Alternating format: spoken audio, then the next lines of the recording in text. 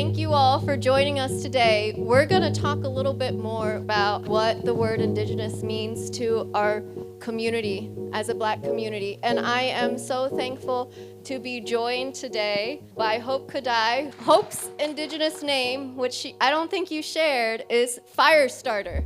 So I thought it was so appropriate that you talked about our fire today and building that fire. And we've been blessed at Nature Forward to have Hope be a part of so many of our events and really help us to recognize how to properly honor the Indigenous people who have occupied these lands, who have been a part of these lands, who have made this possible. I'm also joined today by Alex Green. Alex Green is the head of Harriet Tubman Tours and the soon-to-be opened Harriet Tubman Cultural Center. I believe that opens in April? It's open. All right, so y'all got to visit. I met Alex as he was talking to our senior naturalist Genevieve about how we can do a Harriet Tubman tour later this year and really highlight the Black history that is throughout Maryland. And then I'm also honored today to have on screen with us Jackie Patterson. And Jackie Patterson, often her reputation precedes her because she was 2024 Time Woman of the Year. Sorry to embarrass you, Jackie. She's pretty amazing. But I will just talk about how I know of her personally. When I first started in the environmental world, I started in traditional environmental organizations, and then I went over to Fairfax NAACP to start the environmental justice. In fact, the president at the time said, Lydia, you love the environment and social justice. Start our environmental justice committee. And I said, okay, Karen Camblin, because she was our president at the time. Shout out, Karen, if you're here. She was a fellow Jamaican, as was my family. And as I was struggling, she was like, don't worry, Lydia. I'll just call Jackie. Jackie was the head of NAACP's Environmental Justice Program. She started that program in 2008 and grew it to the powerhouse that it is today. She now leads the Chisholm Legacy Project. And one of the things that she told me when we talked was, Lydia, how do we further capture so many of our Black identities that are just beyond the mainstream? Black Muslim, Black Indigenous, how do we capture all of them? So they're part of our virtual exhibitor table. But now I'm gonna hand it over to our panelists. And my first question, and we'll start with you, Jackie, and work our way down, is tell us about yourself and how you think of the word Indigenous. What does it mean to you? Thank you so much.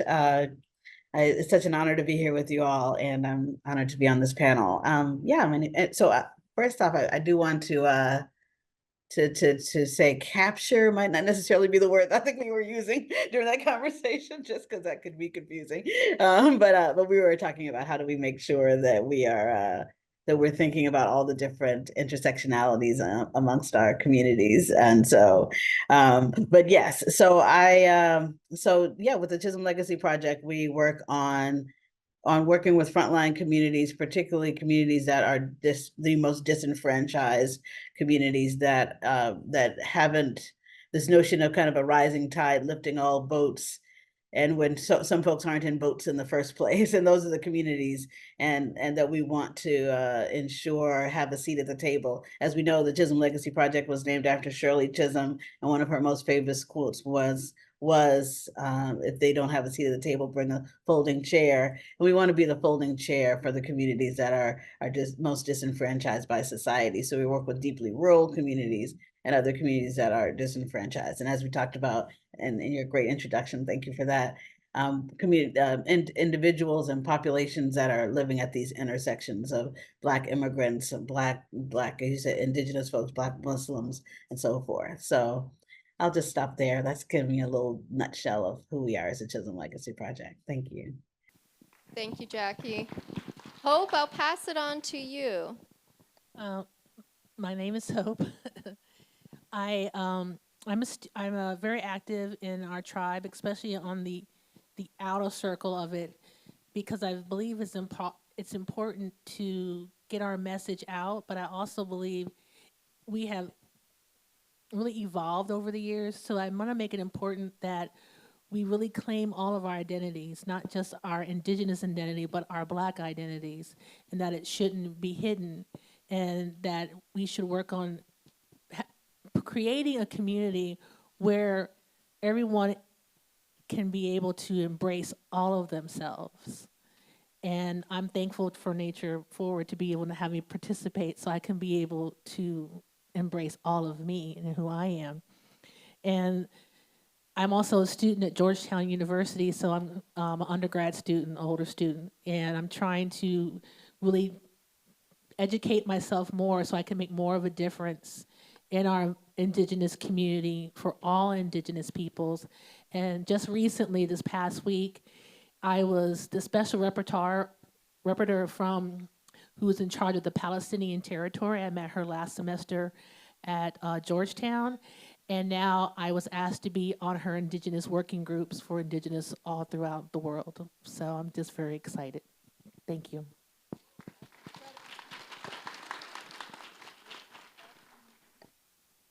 That's incredibly exciting. And I love how we've heard both from Jackie and Hope that word intersectionality. I think I've heard it over and over and over again in our conference, and how important it is that we are each unique and each person adds to our life. And we all have different intersections and places that are important to us. Alex, what about you? Tell us about yourself. Oh, okay. I'm Alex, and I'm part owner along with my wife of Harriet Tubman Tours. And indigenous to me means native history and connectivity. Um, with our organization, we pretty much share the life and legacy of an incredible woman during a time that it was very hard. So our work gives us a chance to look back at the history and apply it to the future. So some of the things that she did are very, very powerful through the lifespan. But when we think about how we interact every day, um, we could take something from a life from someone that was before us. So they did a lot of work before, so we can have some of the freedoms that we enjoy now. So the native word and the connectivity to the history, because my history spans from uh, just about up and down the East Coast, from Maryland all the way down to Charleston, South Carolina. So I have history, native history in a lot of different states, but being connected along with this information through nature and African American history, it's been a joy. So I am a historical interpreter. I share the history of a dark time, of a time of history that we rarely talk about, suppressed, and still trying to get an idea of what's happening. But the hope of it all is the information is accessible, and that's our life. That's what I do. This is who I am. So that's it. Perfect. Thank you so much. I'm going to start with Hope. Alex just shared about how he has indigenous roots up and down the East Coast. I think in our conversations, Alex, you shared that part of your family was Gula Geechee, Yes. and met your father's side of the family in Prince Yes. George's County. So, Hope, some people in our community, in the Black community, might not think that the word indigenous applies to them. And in our conversations, you talked about how your interpretation of the word indigenous evolved. Can you talk about that with us? By all means, we as African American people are indigenous. We have to remember we were victims of colonization. And when we came here against our will to Turtle Island, we, as the Native Americans, were being ethnically cleansed and genocide was being done, we then became the stewards of this land. And we also brought with us our indigenous practices and our traditions that is now embedded in this land, and it is part of the land, and it is part of us. So by all means, we had to embrace, we look at slavery as it's so heinous what happened to us, but we have survived, our practices have survived, and we are indigenous. Anyone who has been a victim of colonization are indigenous people. I recently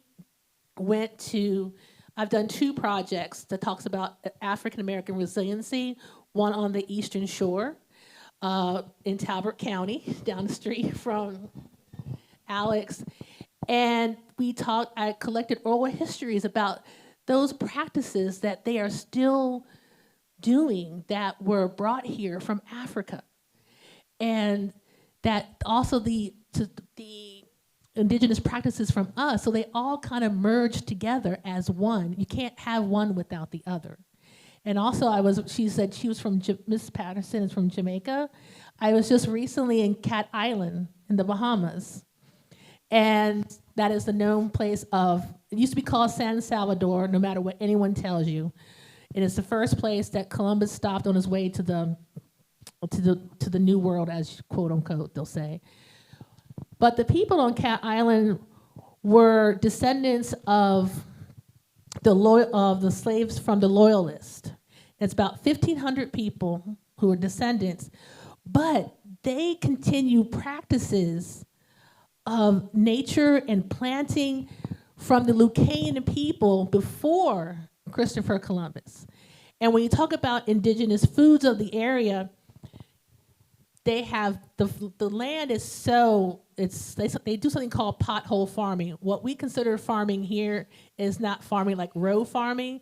The landscape there is like lime and gravel. And they do something called pothole farming. Sidney Poitier was from Cat Island, and his parents were tomato farmers. And tomato was a very big crop on the Eastern Shore too that the African Americans participated in. But they carried on these traditions that were from them and from the motherland. You have to remember that bananas, watermelon, and some other things are not from here. They were brought over from Africa. And those plants are still being grown there in that soil. And when I went there with a little ethnocentric about indigenous foods, but I've learned those foods are now connected and now a part of the land. So again, we are all indigenous, and we need to create an environment, especially for our young people, to be able to embrace all of themselves. Sometimes, and I'm gonna be frank, they're like, if I say I'm indigenous, some people tell me, well, why you wanna be indigenous? You wanna be black? Or if I say I'm black, you don't wanna be indigenous? I wanna be me. I wanna be all that God created me to be. And I wanna be able to be in a safe environment where I can be all of me. And I'll be honest with you, this is the first time I've spoken in front of my other people. And this is very honoring for me, and I appreciate it. And thank you for allowing me to embrace all of my indigenous heritage.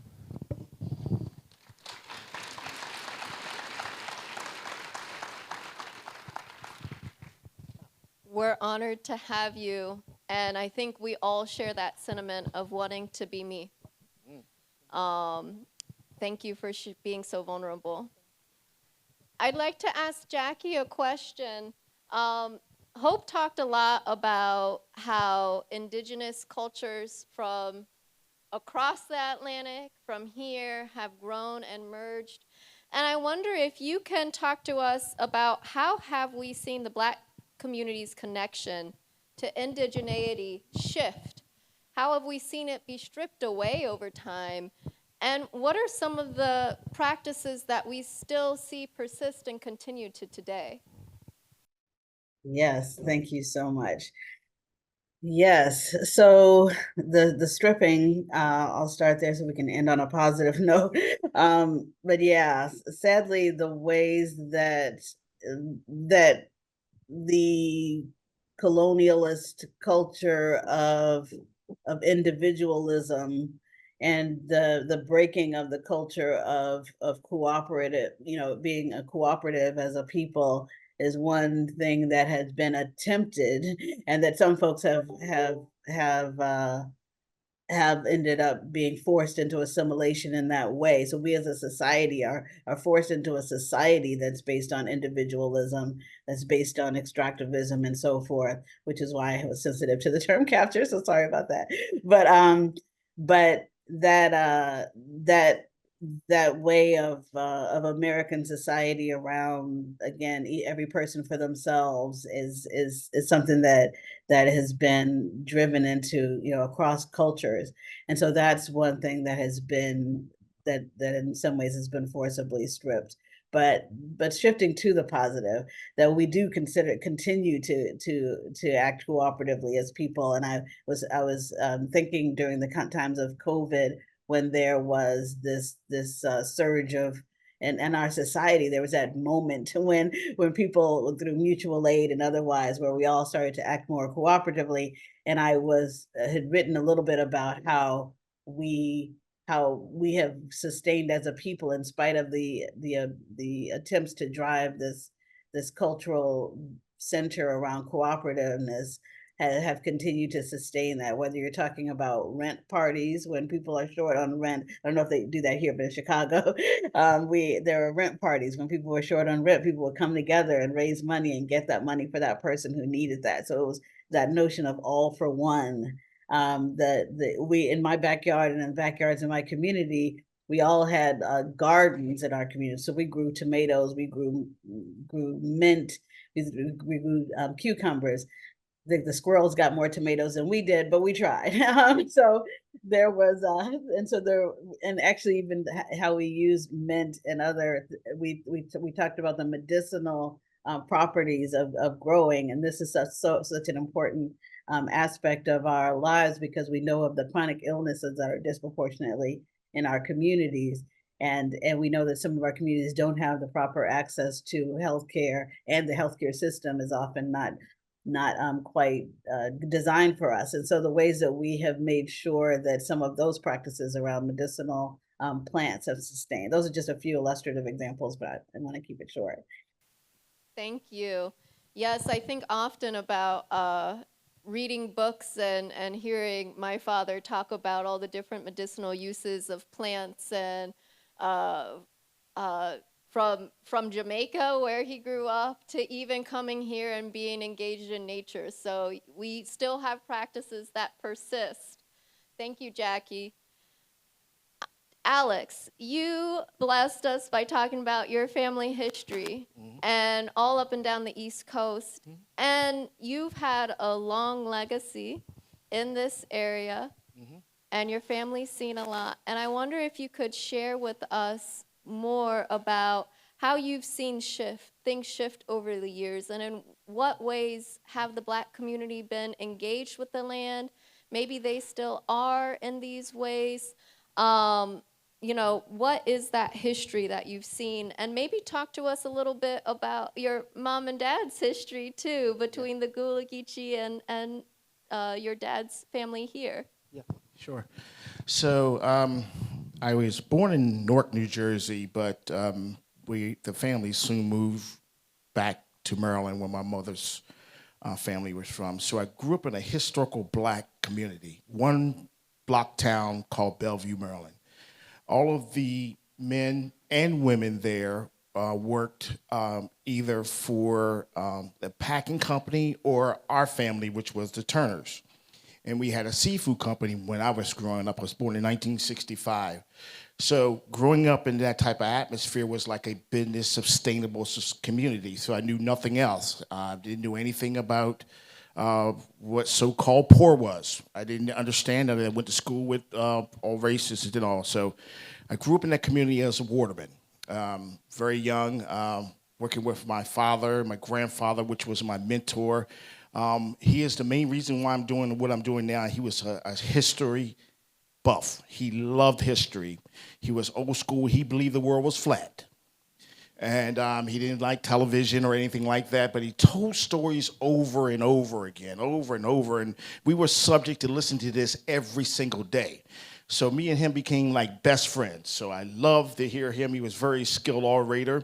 And I picked up a lot of his talents from that.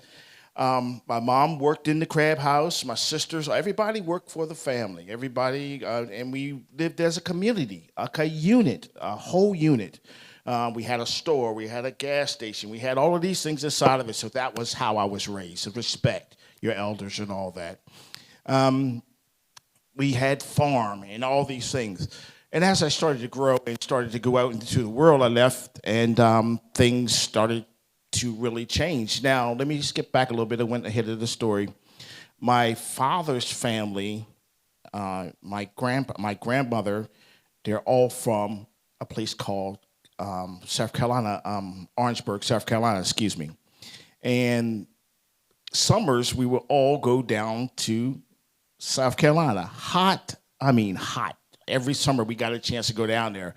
But I would find out that my grandmother and their family were Gullah, Geechees from the South. They had a different type of talk. They still do. My cousins still talk with a Southern twisting accent. So they call it a Gullah Nation.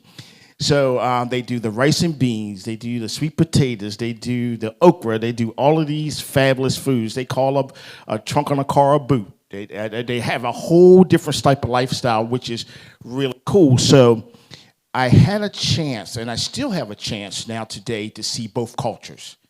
I'm a part of both type of atmosphere. I'm a part of the northern eastern shoremen. Right? So I know about the water. I know about crabbing, the fishing. And I also know about the rice plantations. I know about the sweet potatoes. I know about the okra. I know about the songs, the rituals. Even so, my grandmother and them did healing through different methods. I remember going out in the woods and to certain trees, and she would get something off the tree, and then they would rub it on you, and you would be, truthfully, folks, you would be healed, for real. You would not have no cold or anything like that. So I got a chance to experience that. Rolling up to today, I still practice some of that today. I still not going to the trees, but giving people information that will heal them. Stuff that hasn't usually said or you're not understanding. The history of our nation, the true history on how it rolled out. How do we communicate with each other? Right? Because even during today's time, it's a communication problem. It's an access problem. It's something going on that people are not communicating correctly or trying to assert themselves over top of one another. It's far past certain situations. I've always taught you should not judge a person by their color of their skin, but the content of the character. And that is something that I was taught as a young person. So I see that we're about to go back to the same practices and the same things that we would have to do back in the older days, growing a garden, being able to communicate, because these things are what sustained us before cell phones, before all of these new age things came in. So we go back to these same practices. One thing I share with people is about the history is it's a mental thing. It really is. It's something dealing within your mind. You have to understand and get along these principles as you go through life, because we're going to come through some things and go through some things, but the end of it is that when I'm sharing with people, I'm giving them myself. I'm giving them something that I learned. I'm giving them something that I believe in, and then I allow them to connect to it. So I hope I addressed the question that you asked me in many different facets. In many different facets, and so well. You gave us more than we even thought we would get in an amazing way. Thank you. Yeah. Thank you. Hope you wanted to speak to that? Yeah, I wanted to see to that because growing up as a Piscataway woman in Prince George's County, yeah, my last name was Proctor. If you guys are familiar, my mother's name was Proctor, so we were almost like this cloistered group of people who stuck within themselves. but we also were farmers.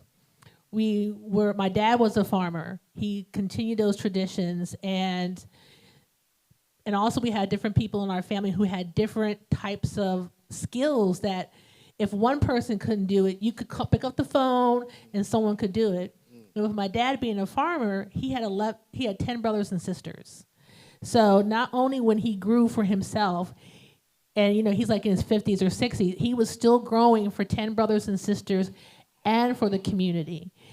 And back then we lived, I'm 56, I'll be 57 in a couple of weeks, but we really lived off the land. It wasn't until I got married and moved out the house that I had to start buying groceries, like for vegetables from the store. And I still don't know how to pick up stuff because I just know what they look like in the garden or someone gave it to me. But that is one thing I learned about the people on the Eastern Shore is that one person said it so eloquent, we lived off the land. And that's something we have to go back to, those traditions, is we have to start living off the land and taking care of each other. Because he would talk about, have you ever heard of killing of the pigs? Mostly, the animals were not domesticated here in the in Turtle Island until they brought those traditions from over there. So everybody would get together, the women would be eating, people would be harvesting the food, they'd kill the pigs, they distributed amongst the family. And so I'm not saying go out and get some pigs and start doing that, but I never attended. I just maybe ate it and didn't know.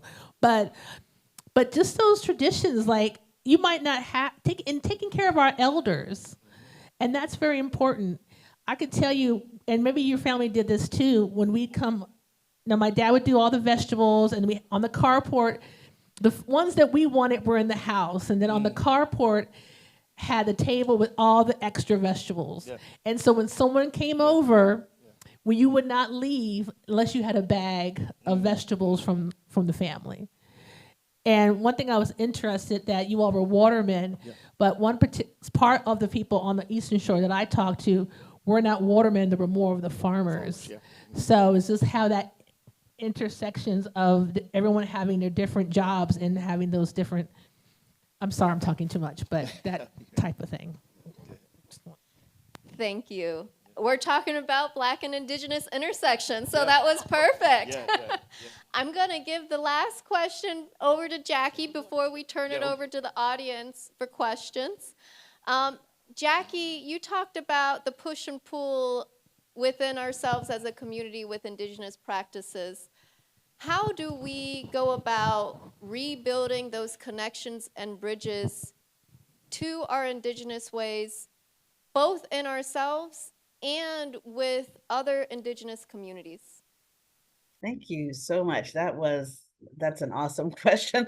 And it actually segues directly into something that we are starting to formulate and structure at the Chisholm Legacy Project, which is these very community-to-community connections. We'll work with one community that is deeply rooted in intentional community cooperation, permaculture, living off the land, and so forth. Then we'll work with another community that has really been the kind of the worst example of being stripped from those processes. And so we have communities that don't have running water, but yet don't have another source, that don't have a grocery store anywhere nearby, and yet rely on boxes of donated foods, which are high in sodium, preservatives, sugars, and so forth. So really, we're building this program to connect across communities to begin to share and rebuild those connections to those Indigenous practices. So real skills share, residencies between communities, peer coaching between communities, and so forth, for this very reason, both around all of the commons, whether it's food or energy or water, and also specifically around this notion of medicinal plants. So that's the example that we're putting forward, and that we're hoping that more people, we're starting to see more and more the work of, for example, Soul Fire Farm, where they're the Black Urban Growers and the National Black Food and Justice Network. These are all places where people are actively doing those exchanges, and we're going to help to connect some of the communities that are so far off the margins into some of those practices and exchanges. So that's, yes, thank you for asking. Thank you for sharing that with us, Jackie. And thank you to all of our panelists. You're not quite off the hook yet. You're just off the hook from my questions. We're going to have Allison. For anyone who has questions for Alex, Hope, or Jackie, it's time for audience questions. So this is your time. Thank you, and definitely a wonderful and stimulating conversation. And my question, and also a offer, first and foremost, Dr. Aaron Mayer of the Timbuktu Mountain Club, Albany, New York, and also Afro-Caribbean ancestry as well. And Sister Jackie, good to see you as always. I was hoping to catch you live and in person, but well, you know, we'll get there. But let me offer this also for you, because when folks hear indigenous, it's actually an authentic classification. From the First Nations, those who emigrated across the land bridge to the Americas down to Latin America, this is, as I say, the landed people of the Americas. But there's also, that's the First Nation, but the forced nations, again, people did not come here by migration of choice, but people who were enslaved and brought here. And so with that, when you're looking at, and again, for your toolkit, looking at endogamous, breeding of peoples, again, because there's a cultural geography aspect of indigenous. So it's not only the people, it's the people and the land. So how does one come to the land that becomes indigenous? And as the forced nations, it was the forced labor and enslavement of our people. And again, it's in the Americas. Again, it's wherever the slave boat landed, whether it was in Jamaica, Brazil, the Caribbean, the Bahamas, or North America. So please add that, as you're looking and teaching your pedagogy. But what's really fascinating is, my brother, you mentioned that you are coming up and down. So you got the Gullah Geechee. Are you also tied into, is there any crossover to any indigenous tribes from the First Nation and First Nation tribes? Have you traced any of your ancestry and linked any of those places as well? No, we've done an extensive search on our, Gullah side, and it basically stops right there in Charleston almost, and it goes to a town called Barnwell, South Carolina, which it was called the Green Plantation. Sadly, with recognition in names, it stops. After certain parts of it, it doesn't get anywhere. But through the, ancestry and stuff like that, you can find, certain things. But it's a very low percentage. Most of it's from Cameroon and stuff like that, and the coast. And that's, that's one of my fantasies. And I'm gonna stop there. It's one of my fantasies to go over to the continent and go to that land, and you won't find direct family, but still. So, yes, that's the answer.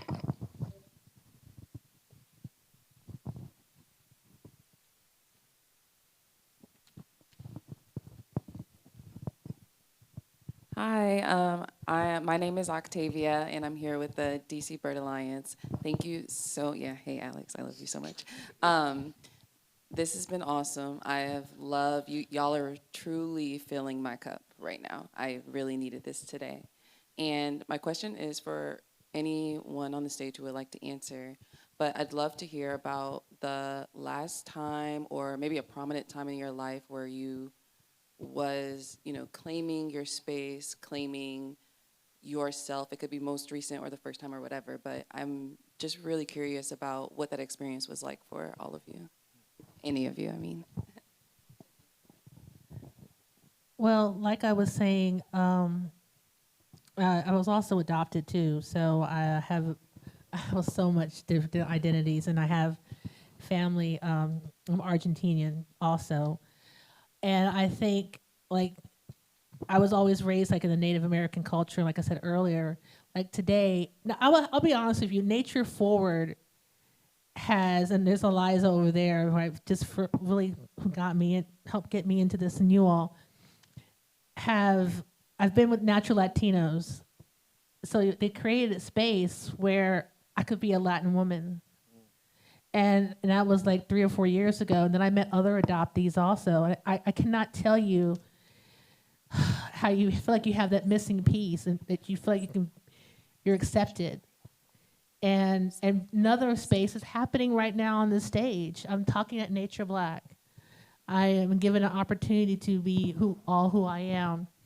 And just recently, back in May, I found my indigenous people from Argentina. No, that's not going to talk. We can talk about that later. We'll be here for a while. But I found out that I'm, besides being Piscataway from here in Turtle Island, I'm Mapuche Pehuenche from Chile. And that was on my DNA. But to be in a space where I can now find that, I feel like today I'm coming full circle as who I am. And I'll tell you, when you're living in your truth and not feel like you have to hide something or put something to the side, it just makes you feel so much more of a fuller person. And you all are filling my cup today. I would like to touch on that just a little bit. Growing up, I was nurtured to be a successful waterman in the culture, in the black culture. So no identity crisis then at all, none. So when I got older and started experiencing the world, that's when identity started to get crossed. I started to see things that I didn't understand because of where I was raised. It was totally different, contrary to what was happening. So I was raised to respect and understand, and you shake a man's hand, that's a deal, right? And when I started experiencing it, it would take some 20-some years later before I really, truly found who Alex was and his placement on the earth and what he's supposed to do and who he's supposed to talk to. Because I totally became colorblind because my vision was to inform, empower, and share, teach, all of these things that were missing from society. So it's just like a big screen opened up and say, hey, you need to make sure people understand that you, as a person, all of you, have to be happy with you first. You have to be happy with you. And once you're happy with you, other things will start to roll in behind you.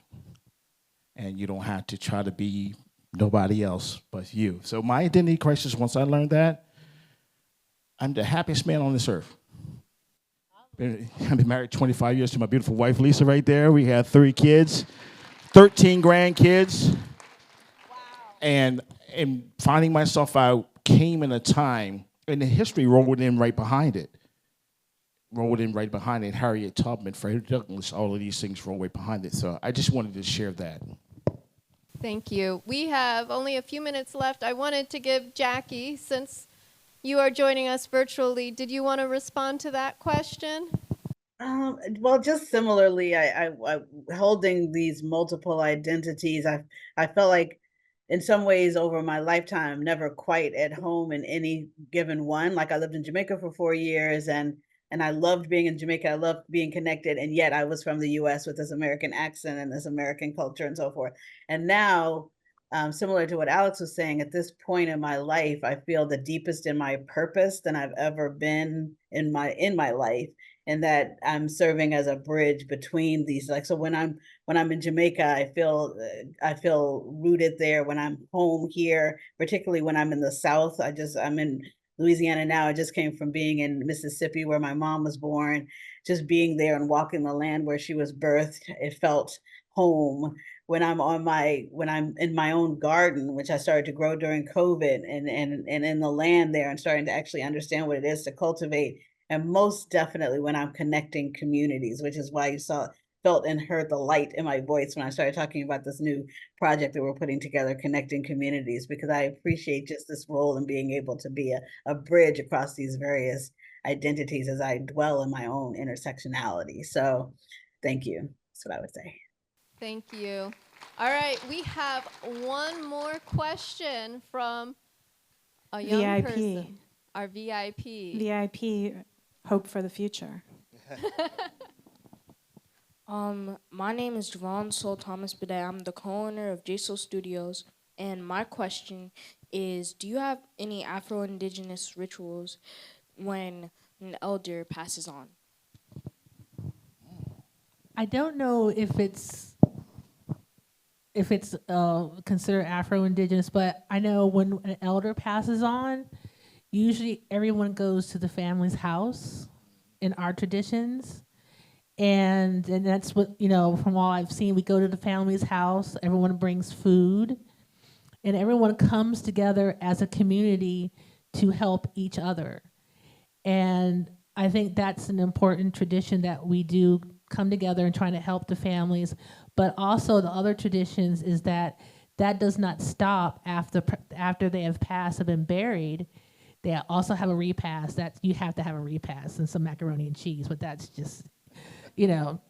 But also being able to help the family afterwards. And I think that form of community is then a sense of community traditions. And if a young child has lost a parent or something, really helping the young people is a tradition, I think, when someone passes on. And it's good to see you, so. I just want to touch on that. You sparked something, yeah, that I had totally forgot about. In the Gullah Nation, they mourn for a certain period of time, and I can't remember how long it is right now, but I'm definitely going to check it out this afternoon.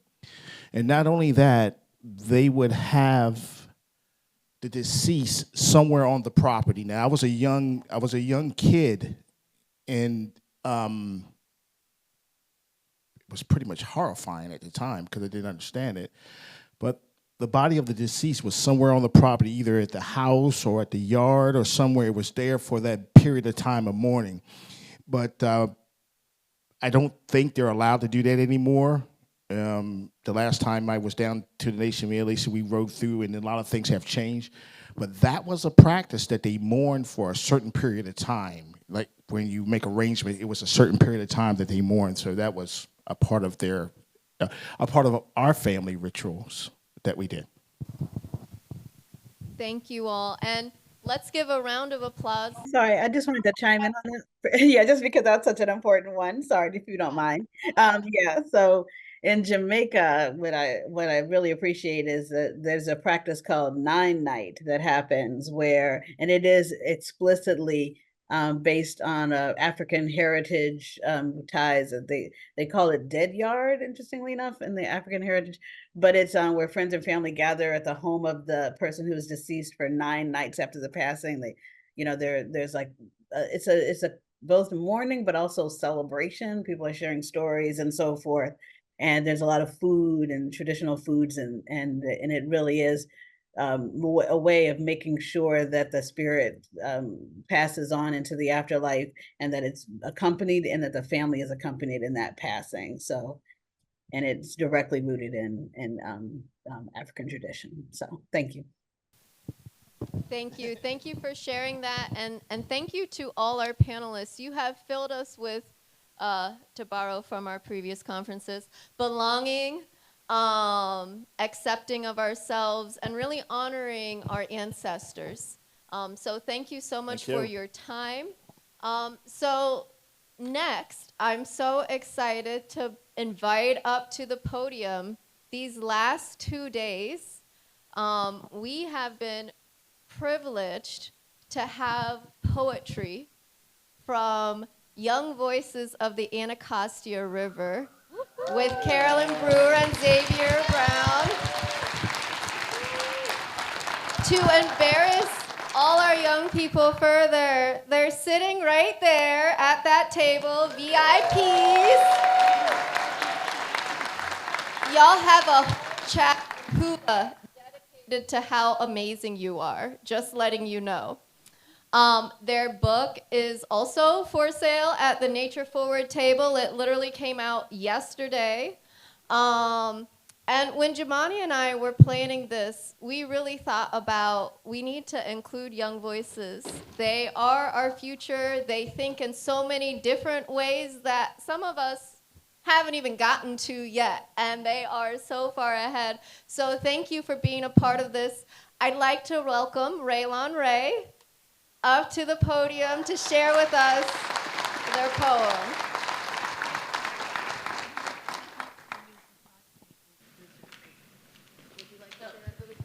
I want to tell you a little bit about the word Anacostia. In our native name, it means Nakach tank, and Anacostia is a Latin word for Nakach tank, and it means where goods are traded. All right, without further ado, Raylon, it's all yours. What you don't know about looking at me, Raylon Ray. What you don't know about looking at me is that both of my parents are locked up. My mother has been locked up for 7 years and my father for 3 years. Their imprisonment made me feel sad all the time because my mother is the only person who has been there for me. She gave me and my brothers everything we asked for. My mother was the most independent mother in the world. My father wasn't around, so my mother did everything she needed to make sure I was cared for and didn't have to worry. When my mother first got locked up, I didn't even know what happened until later, when her friend came to pick me up from my police program. I was confused because my mother always picked me up. I didn't think anything of it at first. Then my mother's friend's phone rang. She answered. Somebody on the other end said, "Did you tell her yet?" She replied, "No." Then they proceeded to tell me. I broke down crying. Later, I went to visit my mother at DC jail. One thing I never saw my mother do was cry. So when I first saw her cry for the first time, it made me feel special. It felt like all these years she heard that pain from her children, so we wouldn't know what she was going through. What you don't know about looking at me is that I cry when no one's around because I hold so much and I don't like people to try and care for me. After I cry, I like to listen to music. Raw Wave and Janae Aiko are my favorite artists. They sing and rap. What you don't know about looking at me is that my emotions spring a broad range. I feel anger, joy, sadness, anxiety, envy, disgust, and fear. My anger have got bad lately, but I'm working to control it. What you don't know about looking at me is that most of the times I'm happy. I'm a good person. I'm a fun person to be around. I have a good sense of humor, and I'm respectful, especially to my elders. I can be very nice at times. What you don't know about looking at me is that I miss being a kid. I miss being outside till the streets lights come on and my mother yelling my name to come in the house after playing with my friends. Nowadays, I can't even peek out the door to see how the weather's feeling. Nowadays, I think about going to school, getting shot or robbed one day. What you don't know about looking at me is that I see my future in my vision. I see myself being rich and being something and not on the streets. I see myself being on a different path than everybody. I see myself getting recognized and making a name for myself. What you don't know about looking at me is that I'm a fighter. I'm strong. I know how to dig deep within myself and overcome my fears. That make me an achiever. You wouldn't know any of that just by looking at me.